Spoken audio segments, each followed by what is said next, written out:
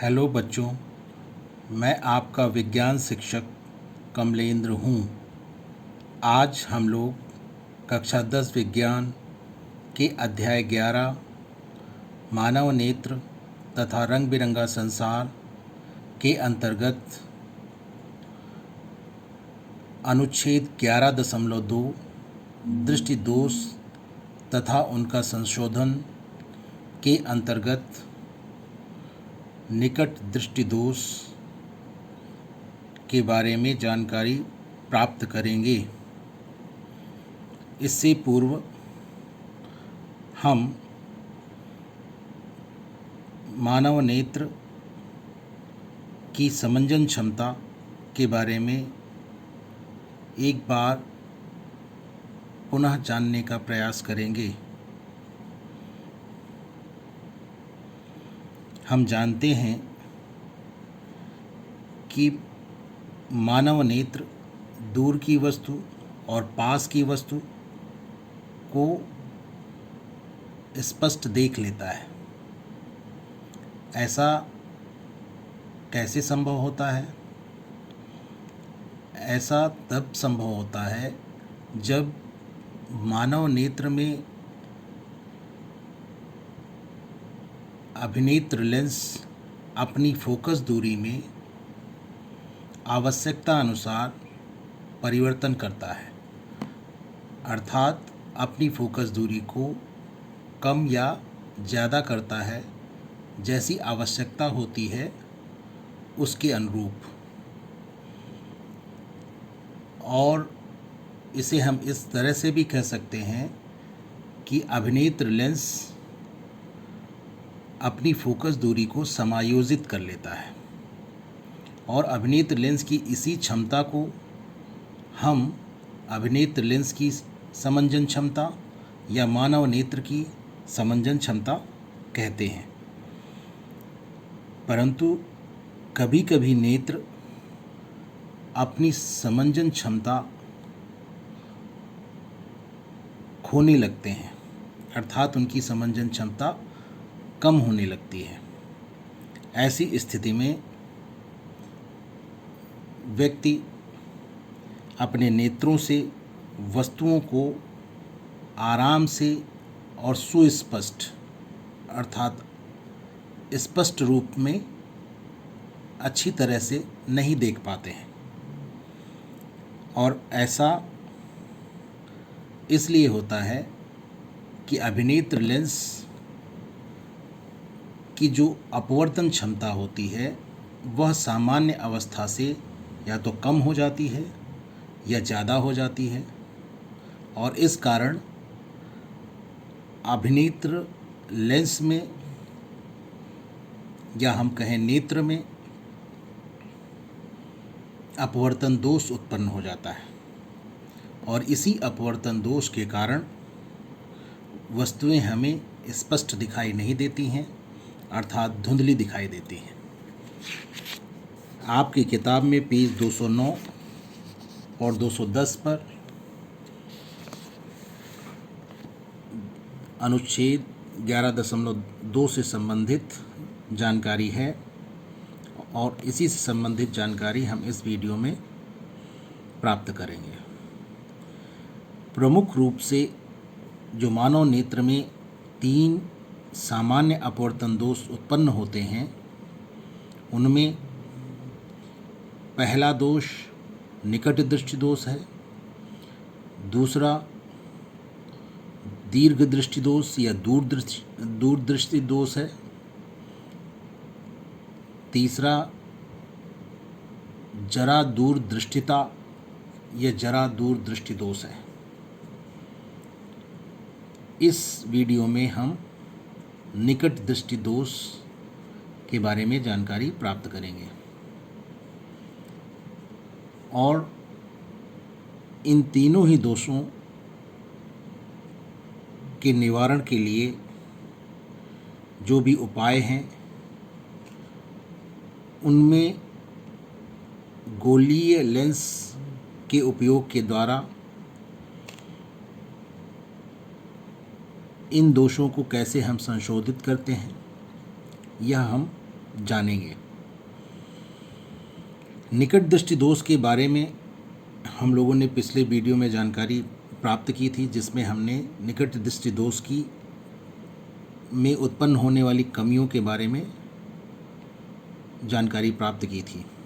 आप उसे एक बार देखकर उन कमियों से पुनः अवगत हो सकते हैं, जिससे आपको यह निकट दृष्टि दोष की शेष जानकारी प्राप्त करने में सुविधा हो।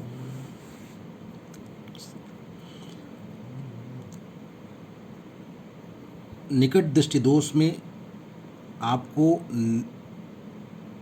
निकट की चीज़ें स्पष्ट दिखाई देती हैं और दूर की वस्तुएं हमें स्पष्ट दिखाई नहीं देती हैं।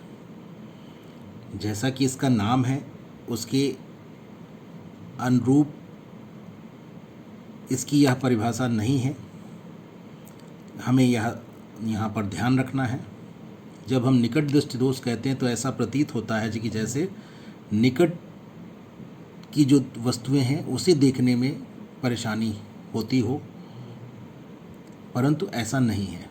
निकट दृष्टि दोष जिस नेत्र में होता है, उस नेत्र से निकट की चीज़ें स्पष्ट दिखाई देती हैं और दूर रखी हुई वस्तुएं स्पष्ट दिखाई नहीं देती हैं।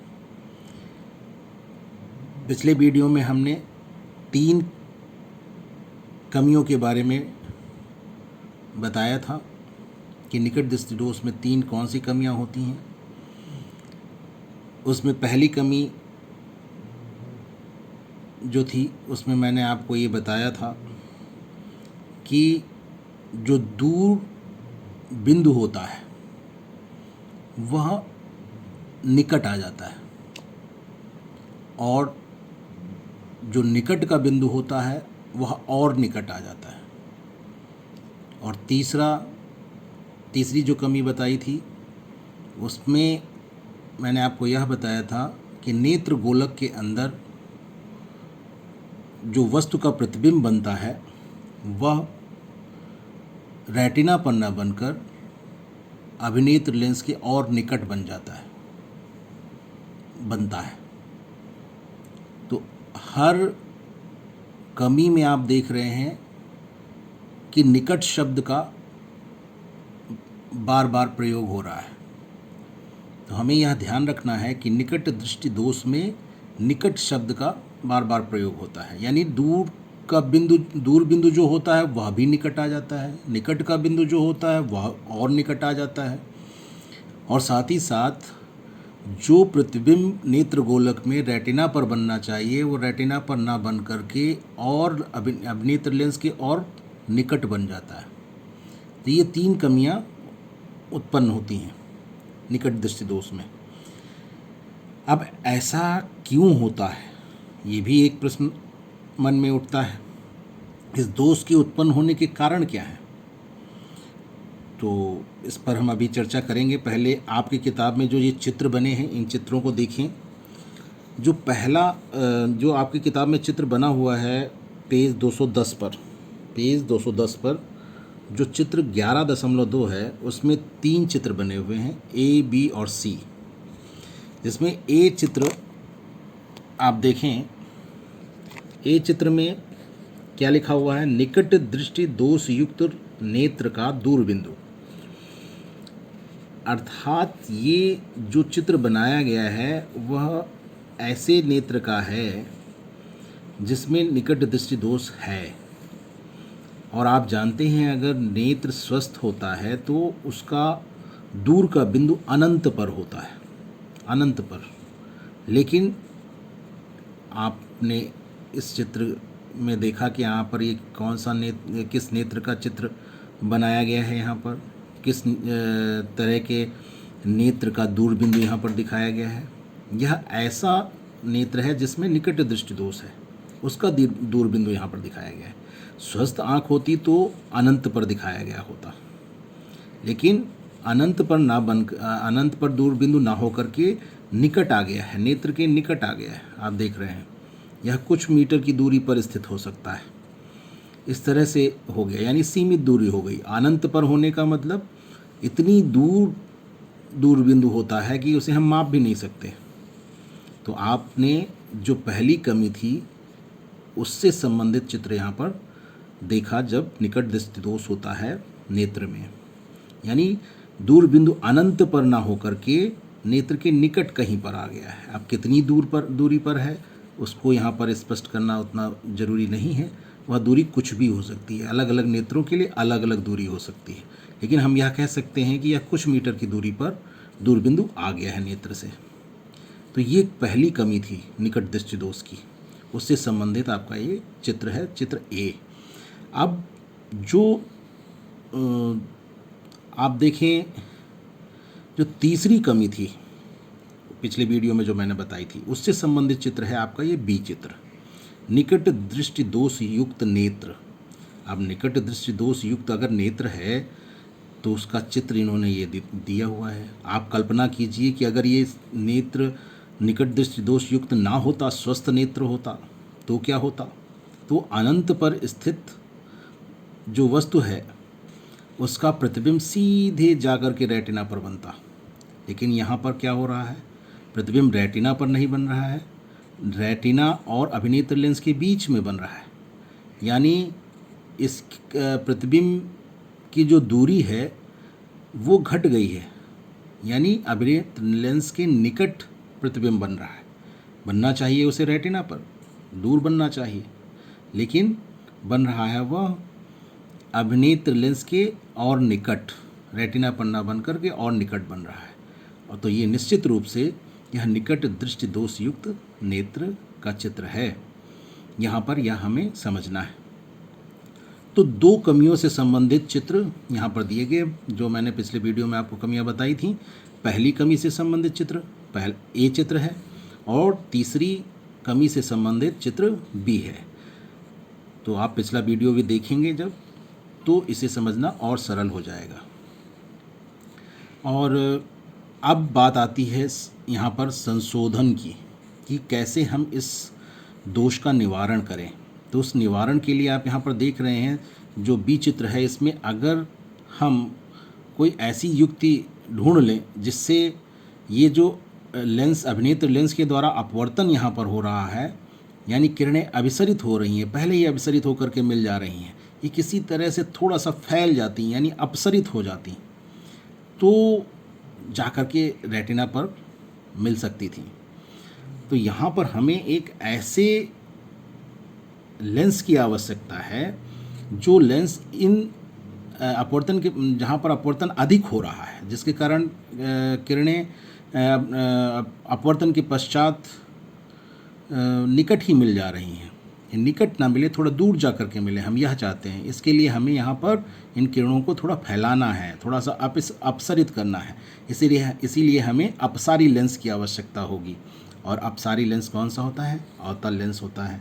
इसीलिए यहाँ पर हमें उचित क्षमता वाले अवतल लेंस की आवश्यकता होती है। और ऐसा अवतल लेंस हम लेते हैं जिसकी क्षमता ऐसी हो कि वह इन किरणों को इतना इस हिसाब से अपसरित करे कि किरणें अभिनेत्र लेंस से अपवर्तन के पश्चात पहले न मिल करके रेटिना पर जा करके, ठीक रेटिना पर जा करके मिलें, और जिससे प्रतिबिंब जो है वस्तु का वह कहाँ पर बने, वह रेटिना पर बने। और इसके लिए हम क्या करते हैं, जो अनंत से आने वाली किरणें होती हैं, अनंत पर स्थित वस्तु से आने वाली किरणें होती हैं, उनका प्रतिबिंब हम जो निकट दृष्टि दोष युक्त नेत्र का दूर बिंदु होता है वहाँ पर हम बनाते हैं, और उसके लिए उपयुक्त फोकस दूरी का अवतल लेंस लेते हैं। तो यहाँ पर आप देख रहे हैं कि जो दूर बिंदु ए चित्र में आपको दिखाया गया है, हम वहीं पर आभासी प्रतिबिंब अवतल लेंस के द्वारा बनाते हैं, और जिससे जो नेत्र है वह जो उनका वास्तविक दूर बिंदु है, वहाँ पर जब प्रतिबिंब बनता है दूर स्थित वस्तु का, तो उस स्थिति में वह वस्तु को स्पष्ट देख लेता है, क्योंकि वहाँ पर जब वस्तु वास्तविक दूर बिंदु जो निकट दृष्टि दोष युक्त नेत्र का है, वहाँ पर जब आभासी प्रतिबिंब बनता है तब वह वस्तु को स्पष्ट देख लेता है, जो कि ए चित्र में आपको दिखाया गया है दूर बिंदु। हम यहाँ पर यही कर रहे हैं कि दूर स्थित वस्तु का आभासी प्रतिबिंब, यानी अनंत पर स्थित वस्तु का आभासी प्रतिबिंब नेत्र के वास्तविक दूर बिंदु पर बना देते हैं, और इस प्रकार हमें वह वस्तु या उस नेत्र के द्वारा वह वस्तु स्पष्ट दिखाई देने लगती है, क्योंकि तब प्रतिबिंब जो होता है वह रेटिना पर बनने लगता है। अब हम बात कर रहे थे कि इस दृष्टिदोष का कारण क्या है। अगर आप कारण पर विचार करें तो आप क्या पाते हैं? पहला कारण क्या हो सकता है? जब आप बी चित्र को देखें तो बी चित्र को देखकर क्या पता चलता है?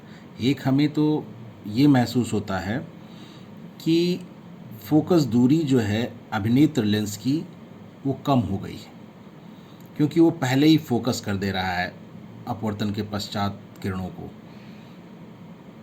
पहले फोकस दूरी जो थी इतनी थी कि अपवर्तन के पश्चात वह प्रतिबिंब रेटिना पर बनाता था, और अभिनेत्र लेंस और रेटिना के बीच जो दूरी थी वह फोकस दूरी थी।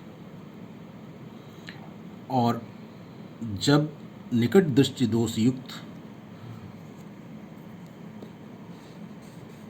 आप नेत्र हो जाता है तो आप देख रहे हैं यहाँ पर कि अपवर्तन के पश्चात किरणें पहले ही मिल जा रही हैं, यानी उसकी फोकस दूरी कम हो जा रही है अभिनेत्र लेंस की।